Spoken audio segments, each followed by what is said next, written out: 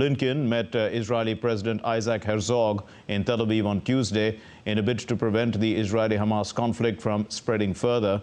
Speaking to the visiting U.S. Secretary of State, Herzog thanked Washington for its support to Israel. Anthony Blinken also met Israel's Foreign Minister Israel Katz as well, and he hinted at opportunities for Israel's regional integration once the challenging moment in Gaza conflict is overcome.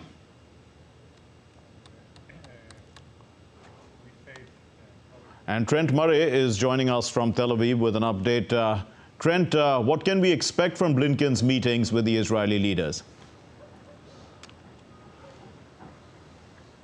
Well, namaste, Mark. Yeah, it's a big set of discussions that Secretary Blinken is set to have here with members of the Israeli War Cabinet. We know from what the State Department is telling us that the Americans are really tracking three main threads as part of these conversations. The first is the immediate situation in Gaza. We know America has been pushing Israel for answers on when it's going to move away from high-intensity operations to more targeted ones as the casualty count continues to climb amongst civilians. We also know, number two, this discussion of the future of Gaza, what happens after this conflict comes to an end. The Israelis are saying that even after the war finishes, they want to maintain security now within the Gaza Strip in order to try and protect the state of Israel. But they do say that when it comes to civilian affairs, it's up to the Palestinians to manage that themselves. And I think Washington is keen to get some more detail around how that will happen. And the third is just this real concern that diplomats in this region have about this conflict expanding beyond Gaza. We've seen,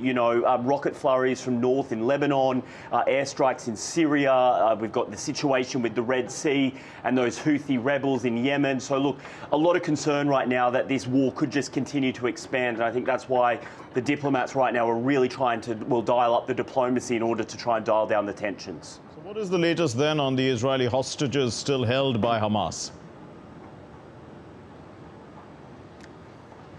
Well, there's over 120 of them still being held in captivity by Hamas and also the Palestinian Islamic Jihad.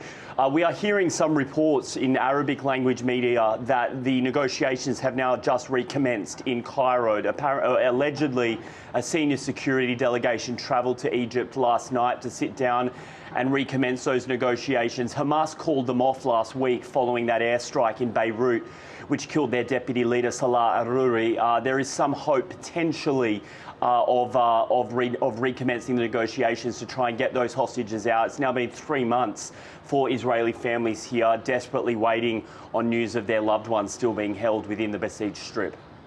Trent Murray from Tel Aviv, thanks very much.